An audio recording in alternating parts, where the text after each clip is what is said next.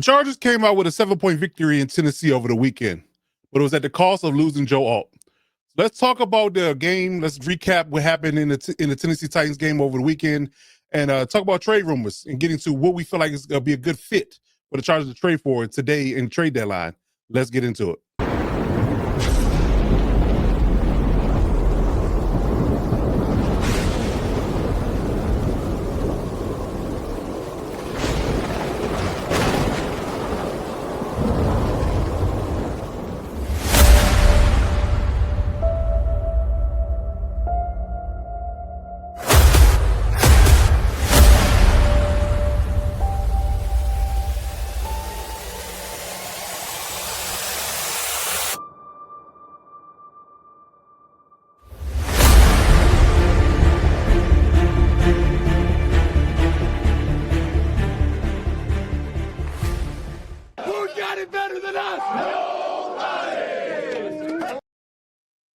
And I'll be conflicted with that statement here lately. I've been conflicted.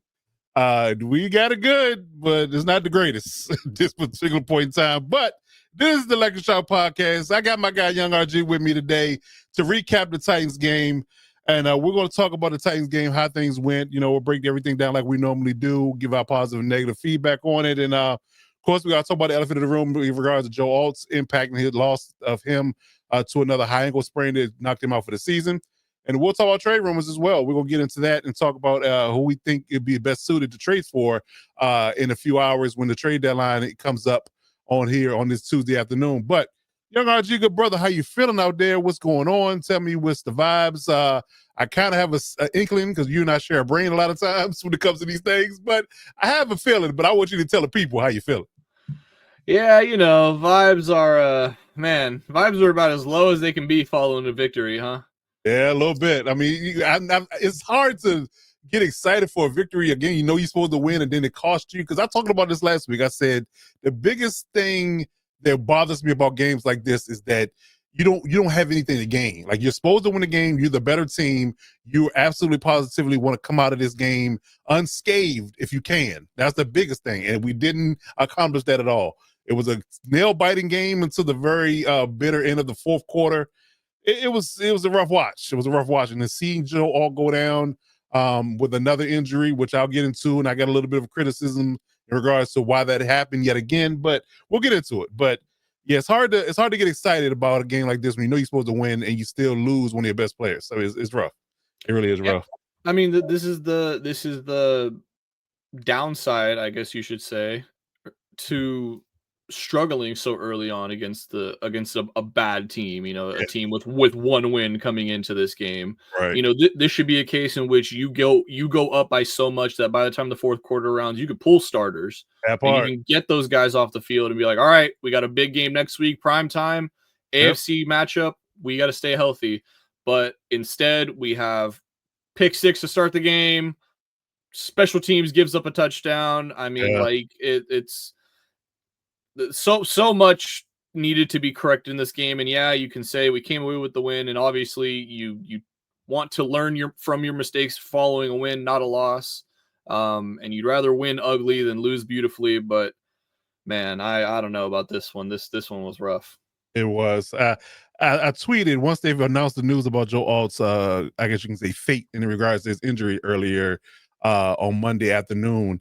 I tweeted to say that, can we, just pull one of these multiverse moves, and can we trade Bozeman and Zion for the injured and keep Alton Slater? Because I think we'll be in a lot better space had we been able to keep Alton Slater in their respective positions and just kind of patchwork the interior O-line. I would be more comfortable with that than leaving Herbert out there with no tackles, to speak of any noteworthiness. So it's just a big problem from 1 to 5 throughout the O-line at this particular point in time. And then, I can get into browbeating Mekhi Becton all day. I gave a pretty good synopsis last week about my issues with him and his weight, because I really think his weight is a problem for me. You can't play guard or tackle at 360. It's not feasible. He needs to drop weight, for his own playing purposes, not necessarily for the Chargers or anybody else, for your own self. He needs to drop weight. He needs to drop about 30 pounds. Make him more limber, agile, and he'll be less injury prone, I think that weight and just that torque on that frame is too much. It's too much. So I think that's what his issue is. But yeah, man, we try to keep upbeat, try to be positive about things, try to keep a game to game outlook on it. But it's rough when you lose these, it's not that you're losing, complimentary players. We're losing impact players left and right. That's the problem. At impact positions as well. Agreed. And it's at the thing is too, like people love to spew the next man up mentality. And it's like, yeah, that works to some degree, but if you're constantly losing players at a singular position, in a positional group that is already weak as a whole, and you're losing your best players, I mean, what do you expect? Forget the fact that Bobby Hart is signed off the couch, and he actually looked pretty damn good out there at right tackle and pass pro, and he goes down with an injury. I mean, the Chargers just cannot catch a break, and I mean, Herbert's paying the price. And honestly, we talked about it in the Google chat a little bit. If they're not able to protect Herbert, this season might be chalked because Herbert's going to get injured. With this O-line, I'm sure, honestly, the fact that he is a 6'6" monster is probably one of the reasons he hasn't gotten hurt yet. I mean, he is taking a beating this year, man, and Alt was the only kind of lifeline. Once we got him back, we saw in this game how dominant this team could be. And then you lose him for the season at a pivotal point where you're 6-3. You're still absolutely in contention for this division. The Chiefs lose a game, you win a game, so that's another game gained on them. And like I said, man, just absolute Pyrrhic victory. It could not have been worse for us following a win.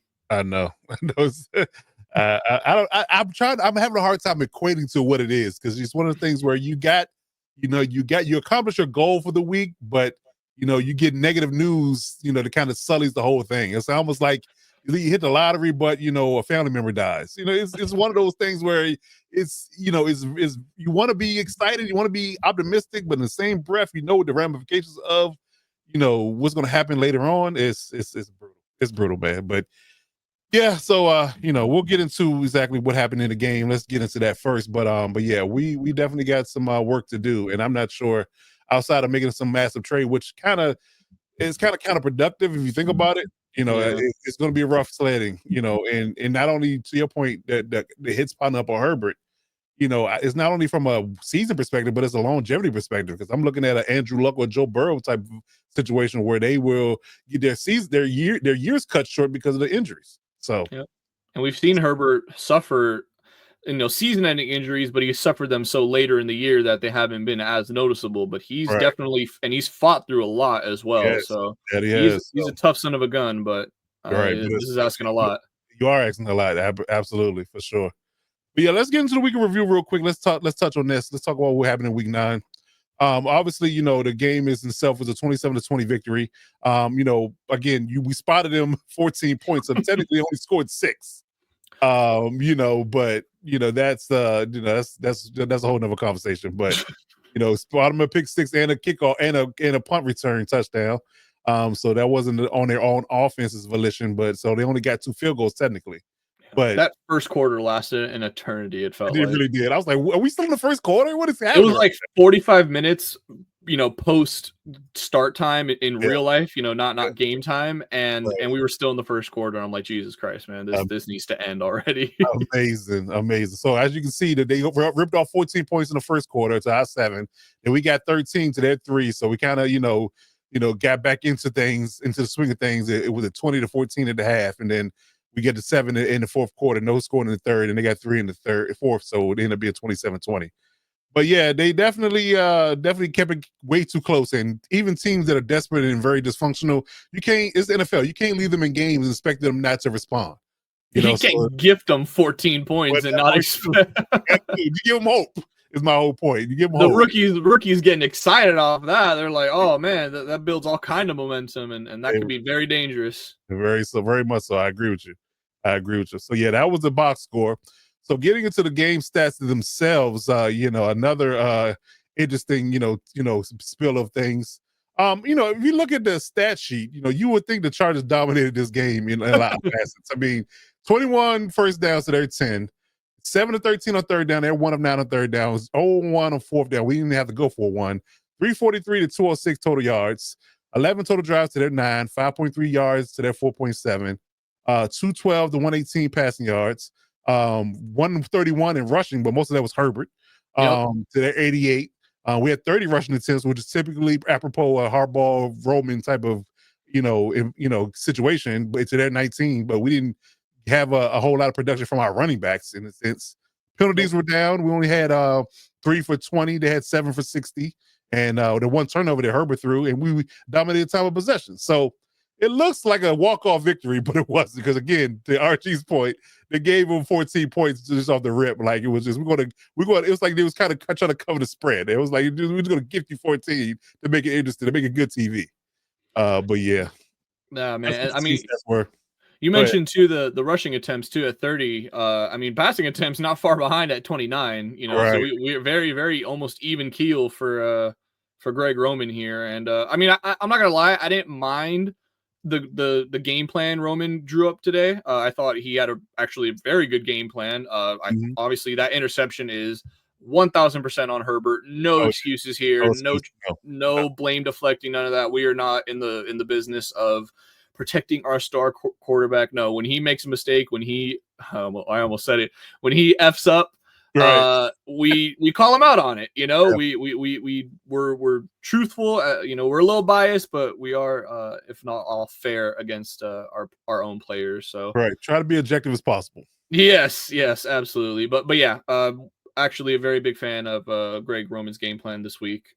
Even though the running backs weren't able to get much going, that passing game, and that's where their weakness was for the Titans in that secondary. They were down a ton of guys, Xavier Woods, L'Jarius Sneed in that secondary. So that was the I think they put up a graphic too before the game. There are 2 starting cornerbacks. One was in his 8th game ever played, and one was, I think he had like 9 snaps or something was the stat they put up. Yeah. So I mean, that was the right move.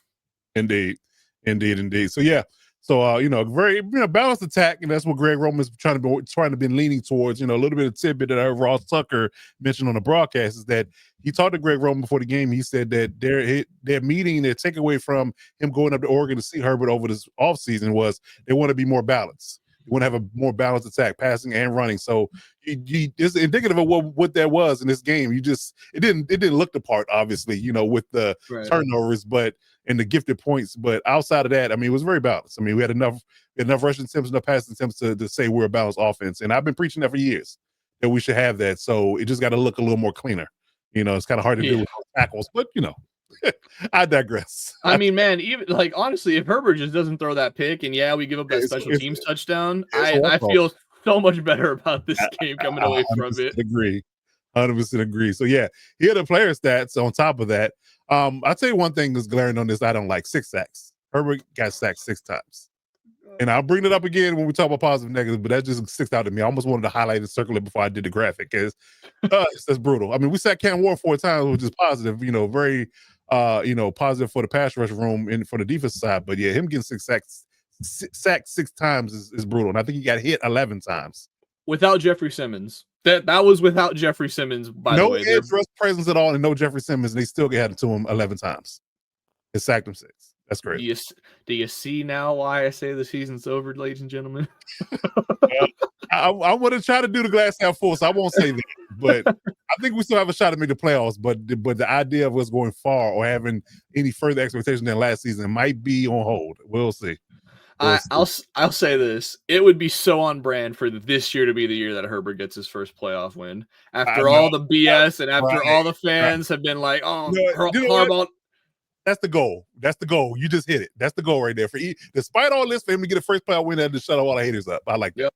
I like that. That's a great one. That's a good one. Boy, you got, boy, I tell you. I know I keep We're right here. We're right here, Coach. That's it. We definitely on the same page there. I like that. I like it for sure. But like we said in the stat line, they had 131 yards rushing, but Herbert had 57 of those. He led the team in rushing with 9 carries and a touchdown. Jared Patterson was second with 44. My guy, a young kid I coached when he was in Boys Club. We won a state championship together. Hey, that's my guy. And Kamadi Vidal with 12 carries at 30 yards. He really couldn't get anything going on his side. But yeah, overall with 30 carries for 131. So that's from the box score perspective, it looks nice. It looks nice. Ronnie Gaskin doing the Ronnie Gaskin things, 5 targets, 5 catches, 68 yards. Ladd doing Ladd things, and Quentin Johnson, that catch he had in the end zone. Hey. I gotta respect it. I gotta respect his name, man. Hey. It was a lovely. The throw was great. The catch was better. that throw was pretty damn great. He threaded over 2 defenders in that one. That throw was pretty damn great. But I think he's scared. He shot Quentin with that throw. How accurate it was. I honestly, the only reason why the catch is better is just because of the reputation with QJ. Yes. And he had it in his hands. It was a hand. Yes. Full over the shoulder. Oh. Get it framed, ladies and gentlemen. That might be no. I'm hoping that's not the only one we see. Right. I'm hoping there's more of that. You're right, exactly. Yeah, keep doing that, QJ. Keep doing that, buddy. Matter of fact, I'm gonna keep calling you Quentin Johnson because when I call you QJ one time, you had a bad game. So I'm gonna keep calling you Quentin from now on. You're Quentin Johnson to me, sir. But yes, keep doing your thing, sir. But yeah, stat wise is pretty good. Even Scott Matlock got a touchdown. Big man touchdown, first touchdown of the game. Yeah, not bad. Little degenerate gambler, little knowledge drop in. I don't know if I put this one in the chat or not, but Scott Matlock anytime touchdown line before the game plus 3,500. Ooh! So I play that. You cashed it big. Oh yeah, and I would hate to see the sorry son of a gun who put that in a parlay, and you were one sick lover for putting that in a parlay. That's for sure. You just are really a degenerate gambler if you put it in there. Yeah, you're just a degenerate. You're not even a gambler. You're just a degenerate. Oh man, you go Scott Matlock anytime touchdown. I'm just saying, bro. That's funny. That is funny. But yeah, overall pretty good. But let's talk about the positive real quick. Like I said, talk about Quentin Johnson's TD catch. Amazing, great pass, great catch. Yep. Put it where only he can get it. 2-hand catch, brought it down 2 feet in. Really good. Another great catch too. Sorry, real quick. QJ had another really great catch in this game too, as well. Another hands catch, as people love to see from him. So very. If we want to take some positives away from a very negative win, right? Quentin Johnson having a great game like that is definitely a big positive. Because people were saying that he was in a doghouse for some reason because he didn't get any targets last game, which is just that happens. I mean, you see Keenan with 2 targets. Sometimes he get 8. Ladd gets sometimes he get 4, sometimes he get 2. It just happens. It's just the flow of the game. He's not necessarily freezing anybody out for any reason. It just happened to be the flow of the game. It just happened to be the person open at the time. So people quick to overreact, man. Ladd had a slow start to the season because Quinn had a great start, and people were like, "Oh, Ladd's a bust. There's a sophomore slump." Like, for once, Herbert has multiple weapons that he can choose from and facilitate. Yeah, and even Trey Harris is getting involved more now. So that's another thing. Which another thing I harped on to say, get the young guys involved now. Him and KLS, get them involved now. So if you need them down the stretch, if somebody needs to sit out for sickness or whatever the case may be, just rest. Down the stretch, you can put them in and not lose a beat. So yeah, I definitely think that was good. And he's getting more catches. He's blocking well. He's doing a lot of good things. So he's blocking very well. Trey Harris is. That is a little bit of a tell though, because when he's in the game, they kind of feel like they're going to run the ball. Yeah, especially when when they go one receiver and he's the one receiver, they y'all run the ball. So but going back to Ronnie Gaston, he is him. He's doing his thing. They have found their gym and him as a tight end, so he's going to be the tight end going forward. In my opinion, I don't think somebody's taking that from him. Nope. Adafe Owe looks revitalized. 2 sacks in this game. Look really good. And I harped on this in a video when I broke it down, the trade on the channel. And I said that one thing that he can do to develop himself is get a spin move. If he got a spin move with that speed and that ferocity on the outside, if he got developed a Dwight Freeney-esque spin move, he would be deadly because he would get the tackles leaning outside and he spun inside and he would eat them alive, and he did it in this game.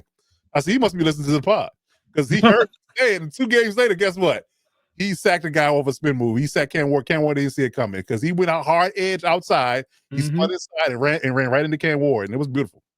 It was beautiful. So 4 sacks in total. So I feel like with the addition of Ode Afwe and Adafe Owe, I said that backwards. Adafe Owe and Khalil Mack coming back, the pass rush looks on point. I'm liking that.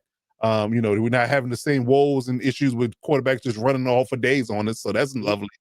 So yeah, overall, that was my positive takeaways. Do you have anything to add to this before we talk about the negatives? Yeah, I mean, just once again reinforcing Adafe Owe, man. He has just been a godsend to this defensive line and this edge rush group. From the Ravens, and I think Ravens fans are pretty happy with Alohi Gilman. He had a big play this past week. Who they take on? They played it was Thursday night game. They played the Dolphins. It was the Dolphins. You're right. It was a Thursday night game. Yeah. So he had a huge forced fumble in that game. So they're very happy with him. I think Chargers fans, just given our secondary with how much talent is there, obviously RJ Mickens gotten a lot more playing time. Derwin got injured for a bit. He's obviously back, but RJ getting some playing time, showing that he belongs. Nico Reed, obviously, Tarhi was out last week, so Nico Reed getting some star. We liked him in the preseason a lot. So yeah, I just think that this was a much needed trade. I'm just praying there's more to come. Please, yes. please, Joe. We'll get into it in a minute, but yeah, we're definitely agree hopefully there's going to be something else coming down the pipeline. We'll see. We'll see in the next few hours. Hopefully Joe will have made some moves and that chef hat on and start cooking. So we'll see. We will see. But getting to the negatives real quick. Of course, the jaw injury is the biggest one. Him going down, and I have to say this, and I said this on Twitter. I'm going to say it again here on the show. The reason why Joe Alls got hurt twice now has been because of other old linemen not doing their job. I'm just going to be honest. I sat here and watched, Zion Johnson when he first got hurt the first time, getting beat profusely by his man. His man ended up falling down on Joe Alt's ankle. Had he blocked his man properly, he wouldn't have fell into Joe Alt that first time. The second time comes when Trey Pipkin. He gets beat off the edge at right tackle very swiftly. And the lineman ran past her because he stepped up in the pocket and he fell down and leg whipped Joe Alt and cost him his season. So again, if these linemen were capable enough to block guys in a proper manner, we wouldn't be talking about Joe Alt being injured at this point. In either facet, he would be completely healthy right now. So this particular injury is on O-line and how we harped on the fact that they were not up to the task at the beginning of the season, and it's costing the Chargers their good players. So there's something that needs to be addressed at some point, man, because we can't keep seeing this and seeing Bradley Bozeman get completely knocked over on his butt, in times of when they stunt and things of that nature. It's a disaster. It's a disaster. And again, I go back to my metaverse take. If we could just swap, let Zion and Bradley Bozeman be hurt and bring back Slater and Alder, I would take that in a heartbeat. I would take that in a heartbeat. On some Hunger Games type stuff. I would just, can we sacrifice them for a tribute to make Joe Alder and Sean Slater come back? But tell me about it. It is what it is. So I mean, I guess we should have known since the beginning of the season we were going to have O-line issues, and as soon as it started with that Slater injury, it was. Why we got to lose the good one and keep the bad ones? That's what I'm saying, man. That's what I'm trying to say. Bradley Bozeman, the damn Cal Ripken Iron Man, doesn't miss a game, but here we are because everybody else, because they're so bad at their jobs and they just get whiffed on. They're doing nothing, standing there, looking at Herbert like. Well, that's how you not get hurt. That's how you don't get hurt. Just don't block anybody. Just stand nothing. Yeah, that's how you stay healthy. Just don't block anybody. Just stay out the way. Yeah. So I don't know. But yeah, spotting the Titans 14 points like we talked about earlier, that was an issue. Yeah. Wouldn't have been a game at all if we hadn't done that. But that's where it is. Pass protection, 6 sacks. Talked about that earlier. That was an issue too. Can't have that. 11 total hits. Quarterback hits with 6 sacks. That's brutal. And it will add up. I mean, it's like keep wrecking your car with no airbags. At some point, you're going to catch it. Just to be honest here, you're going to catch it at some point, and we just hope it don't catch up to Herbert at all. But that's the issue. Again, with that part, and special teams kick coverage was an issue. Obviously, we've had issues since Caleb Murphy got let go with special teams. We gave up a big return in the Colts game, I want to say, and we gave a big return up. It's for a touchdown in this game. So yeah, it's brutal. And running game for the running backs not being there either. That was an issue too. That being non-existent. When your quarterback is leading your team rushing, that's not a good recipe for your running backs. And your run blocking is what I'm gathering at. Your run blocking is the issue for run plays, to the fact that your running backs are not getting any yards carrying the football. So that's the issue. So, but that was it for me. We got anything negative else you want to add to it? As the jaw thing is enough, but. Yeah, we could just put Joe Alt injury as the one big negative from this game. Yeah, I'm saying. I mean, I would take the rest of this and just erase that Alt injury, and I'd be feel so much better moving forward in the season. But no, I think you pretty much covered all of it. Yeah, I mean, Vidal after a really hot start, taking over for Hampton, and a prime matchup for him. Titans defense against the run is not very great. Vidal not able to produce there. Pass protection's been an issue, so I'm just beating a dead horse with that Yeah, one. yeah, right, exactly. Special teams, like you mentioned, the Caleb Murphy let go. That is, for all the good that Joe Ortiz has done, that is a huge blunder by his part. Yeah, There is I no agree. way in hell he should have ever been let go to waivers. And now he is thriving over in New England. So way to go, Joe. Way to go on that one. Yeah, I would just want to know why are you beholden, and I'm talking about Bradley Bozeman and Bud Dupree specifically, right? Why are you so beholden to these veteran players? Because you want to double and triple down on Bradley Bozeman. You gave him a 1-year deal to bring him in. He was bad last year. You doubled down on that by giving him a 2-year deal this year. Not a lot of money, but still, you gave him the money to come back and be the center. Then Brad Dupree, who hadn't done anything at all this year, he's older. Why wouldn't you jettison him before you jettison a younger developing guy like Caleb Murphy, who's a stud on special teams for you? Bud Dupree don't play special teams at all. Yeah. So that's another conversation. But I'm just curious why they're beholden to these veterans. I don't get it. Maybe it's because they got money attached to them, but I But it's the thing, they're not on the hook for much at all. Like I understand that it's I guess it's rich people problems, right? Because you're talking maybe $1 million for Caleb versus 2 million or 5 million for Bud Dupree or Bradley, right? But again, there's no guarantees in this. So you're not beholden to them. So if you cut them, you don't have to pay them going forward. So I don't understand. There's a rounding area in my book, when it comes down to NFL money.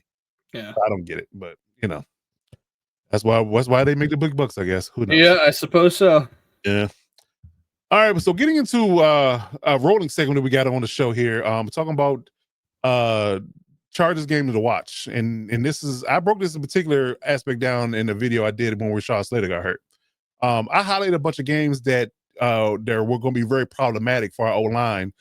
This is before Joe Alt got hurt. This is just when Rashad Slater got hurt in his function.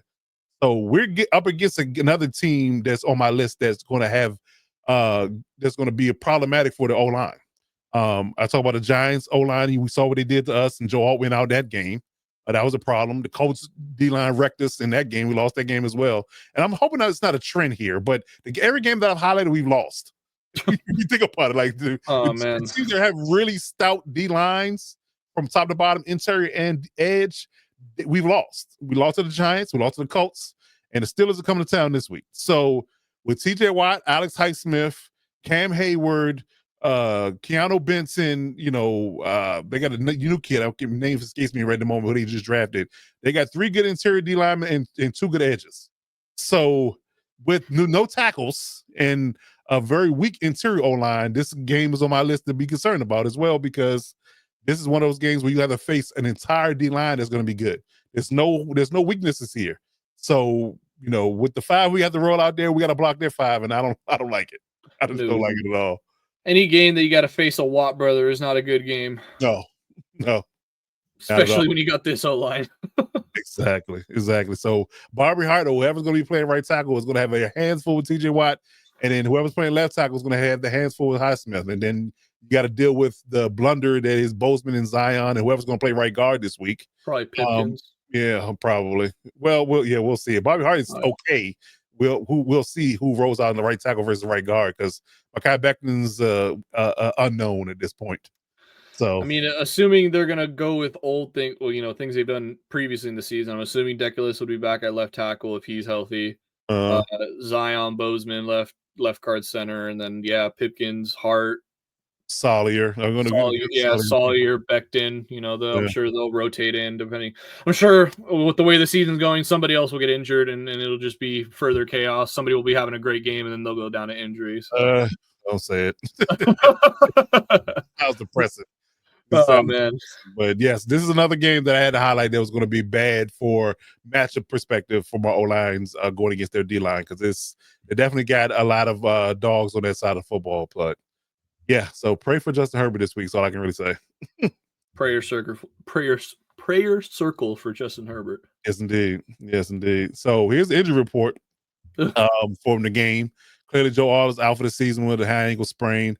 Mario Hampton is still out, ankle on IR, and the news came out Monday that his practice won't even be open until after the week 12 bye. So we're looking at another 3 weeks before we even gets on the practice field, which may lead to another couple of weeks before he gets on the field. And he probably we're looking at a 50-50 split between him and Vidal once he does come back. So for fantasy owners and just Chargers fans that love Amari Hampton like me, that's what we're looking at. So we're probably towards the end of the season into the playoffs. If we make it, hopefully, fingers crossed that we make the playoffs, he will be available. But yeah, still a few 2 to 3 weeks away for sure before he even gets to practice. So we'll see how that goes. I think I read a report saying that the earliest he could come back is after our bye week, which is week 12. So earliest potential return is week 13. But like you said, that's if everything goes well, that's best case scenario, and even then, he's probably not going to be 100%. And so, just fans don't expect out of shape because he in a walking boot all the time. He ain't doing no running, no working out. Nope. So yeah, he's gonna take a while to wrap him back up for sure. And then Hassan Hassan didn't play in this game for a second week in a row, knee injury. Well, Disley out with an illness, he did not play. Mekhi Becton, who we talked about as well, with a knee, he didn't play. So he still is going to be out for another 2 to 3 weeks for sure with his knee. He did not play. And Tony Jefferson with a hamstring, he did not play. So those were your injuries and or rolling injuries that we have going for the team. And, of course, when we do our preview show for the week's Steelers game, we'll talk about who's on the injury report currently. But hopefully we won't have any more. It don't seem like anybody else outside of Joe really got hurt in this game. They didn't, there was no dramatic injuries, but that one was enough. So hopefully we don't have any more. But as of right now, those who's hurt and who's on the mend, as you can say. Yeah. All right. Hopefully we can get some of these dudes back. Yeah, hopefully. I think if nothing else, we could use Mekhi Becton and a healthy one. Tarheeb for sure. Yeah, we missed his tackling on the outside and his frame on the outside for sure. All right, so before we get up out of here, the trade deadline is today. It is coming up in a few hours. So we're going to talk about, from our perspective, each of ours take on what position or players do we want to go see the Chargers go after by the time the trade deadline comes up this evening on Tuesday afternoon. So, young RG, what do you have your eye on? Do you have a bunch of players in mind, positions in mind? What is your take on who you want to see the Chargers go after in this week 9 trade deadline? Well, for position, it's pretty simple. Based on the entire conversation that we've been having, it's O-line. Chargers absolutely have to go out and get some type of O-line. If anything, not obviously to still compete. You're 6-3, 3-0 in the division. You're only a game behind Denver, who's leading the division. Like, you're still very much in play season-wise, just with the amount of injuries you faced and things like that. You need to rack up these wins now, because when you face Denver, KC, those, I hate to say it, but in the current state of the team with those O-lines, Denver is the one that terrifies me the most.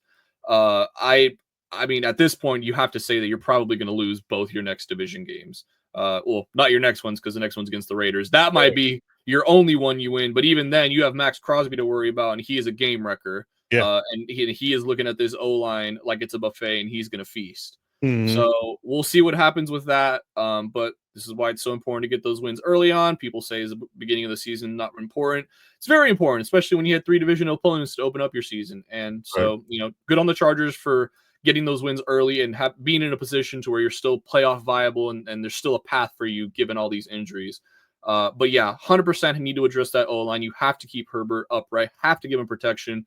This team goes as Herbert goes. If he's on the ground, we're going to go nowhere. We're going to do nothing. This defense could be as elite as possible. We are going nowhere if Herbert doesn't get some protection. And honestly, I wouldn't even mind if you wanted to get some guys maybe that are better in the run scheme, because that's another way to get the load off of Herbert. If you get a legitimate running threat, get some more run blockers for Amarion, for Vidal, you can give that threat, and Herbert is lethal in the play action. So there's multiple avenues that they can go here. If they want to go straight pass heavy offense, go pass protection, I'm with it. You probably pick up a tackle and a guard maybe in that regard. In that regard, and then for running, if you want to go the running route, you'd probably want to pick up 2 guards in this case, or maybe in both cases you probably still want a guard and a tackle. But we need to see multiple moves made. This cannot be just the one. We've seen plenty of trade deadlines in the past with Tom Telesco where he did absolutely nothing. Yes. So I just hope that Joe does something, anything, please. Right. Yeah, there's been rumors for a couple of weeks that they've been in talks with other people. So maybe at the 11th hour it'll get finalized and they'll get something done. But I'm right there with you. But my only problem is this, and I think I kind of alluded to this at the top of the show in regards to what the solution should be. Because you have to realize at some point, long term, the idea of getting that tackle and paying a premium for it so you can have them for now is probably counterintuitive because you have 2 Pro Bowl tackles that's going to come back and play, right? You spent 2 first-round picks on these guys, and you paid one the highest paid tackle contract in league history, right? So you want to be able to look at it from a long-term perspective, versus short-term. So I would go argue with, to your point, I would go guards. If I can get 1 or 2 guards in this conversation, definitely to fill a void that Mekhi Becton keeps leaving. I mean, you just let him do whatever you got to do to get healthy, whatever you got to do, and just have a guy ready to go that can fill in that spot, and we don't lose a beat in the running game. We can at least get the run game going in the interior. That will help, keep alleviate the pressure off, Herbert. They allow the play action game to work more effectively because you are running the ball more effectively as well. So I think that is a definite get. And to be honest with you, there aren't a whole lot of good tackles that people are in the market to sell, to be honest with you. That's another problem. So if you did go tackle, who is there out there to get? And the premium guys are going to cost you high draft capital, if nothing else. And we don't have the cap space in certain aspects to gather a guy that's already getting paid. So, so I would say if you can pick up a nice, stalwart guard or 2 from somebody, like a Joe Batonio or Kevin Zeitler. Jack Conklin, move him in the guard, that kind of thing, even though they're a little bit more longer in the tooth, there'll be stalwart stopgaps until you get right in the off season. So that would right there, kind of tickles my fancy in regards to what they should do. Getting another running back, if Breece Hall can be had for a day 3 pick, I'm cool with that. Pairing him with Amarion Hampton long term, I love that combo because I kind of think that's what they wanted to do, and he's more of a dynamic Najee Harris type running back, and he's better out of the backfield. Would you give a 3rd round for Breece Hall? I would. I mean, you do have to look at it from aspect you have to pay him, but he does, because he's been so maligned in New York. You don't have to give him a ton. Right, you don't have a lot to stand on in regards to paying him. So you pay him a decent amount, keep him, and he'll be a legit combo to Amarion when he comes back. So I'm okay with that. And the 3rd for me, I'm picking up, assuming Denzel stays healthy, picking up interior D lineman. Somebody that helps out Tart and Caldwell in that run game, because I think we're going to see a lot more teams that's going to run the ball. We're going to see the Steelers going to try to run it. We're going to see the Eagles definitely going to run it. The Raiders are going to try to run it. The Jacksonville Jaguars love to run the ball. Just to name a few teams that we got to face down the line that's going to try to run the ball. So it's shoring up our run defense, because it's been kind of leaky in the last several weeks. If we're going to be honest, being a little bit leaky. So if we can get that shored up, I would go for that as well. So. But those are my top 3: interior O-line, interior D-line, and running back. In any space, you get any of those 3 or all of them, I'll be a happy camper. Yeah, definitely regarding to the defense, I think just one of the biggest reasons why this defense has been so lackluster comparative to last year is just the lack of turnovers that they've been able to force. The Chargers are currently -4 right now in the turnover differential on the season. Now, obviously, Herbert is a big reason for that. He's thrown 8 picks this year so far. Right. But that is also no excuse for the fact that we just haven't been getting many turnovers to begin with. Not at all. And looking at the rest of the teams that are at least -4 or lower, not a single team is above 500 or even at 500 that is at -4 or below. But us. So, but us, exactly. Right. But we're the only team that's, not only are we above 500, we're 3 games above 500. So there's just, if they can start, like you mentioned, if you're able to get kind of like maybe like a playmaker, like a cheap, interior lineman that can just kind of just give you some kind of boost in that rush. I feel like the secondary, the talent is there, and the opportunities have been there. Obviously in this past game, Perryman, to add on insult to injury, Perryman had an interception, hit him right in the face. Back-to-back weeks, he dropped one last week and this week. And terrible. He clowned him for it too. He said, "It'd be nice if you caught it. Now you weren't going anywhere because you're slow." That's what he said. But he said, "At least you can do is catch the ball." Damn right, man. Yeah. So I feel like, defenses can absolutely turn it around. Not to say that this defense has been awful. It's been a good defense, but it has definitely not lived up to the potential I think we know it can. And I feel like if that can get fully unlocked, we have a better shot. And I think it can come to if you get another lineman, to add to that room, and I think it'll come together. You'll get to the point where you can create those opportunities for turnovers, because what you have to do is stop the run on first and second down.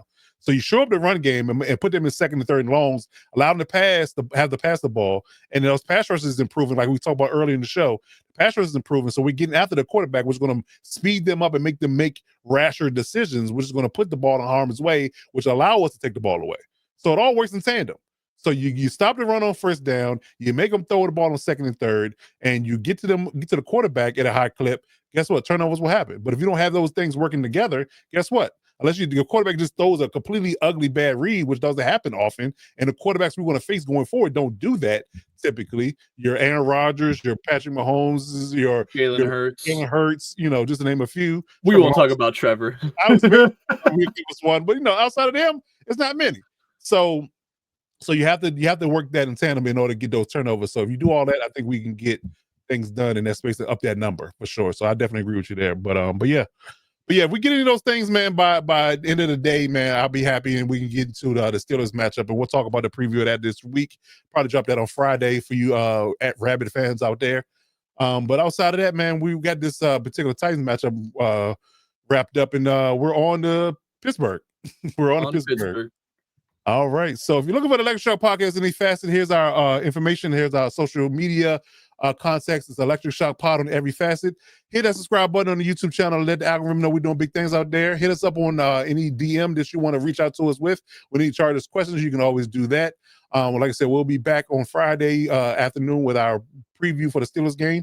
And we'll get things rolling. And hopefully, fingers crossed, we can get another dub. And maybe the Steelers would do us solid and lay an egg like they did 2 weeks ago. Man, yeah, that would be awesome. Yeah, a dub this week would definitely set me a little bit more right for the rest of the season. It would definitely boost the morale for the fan base Chargers. So help us out. I think it would boost the morale for the team as well. I think they could really use a win this week.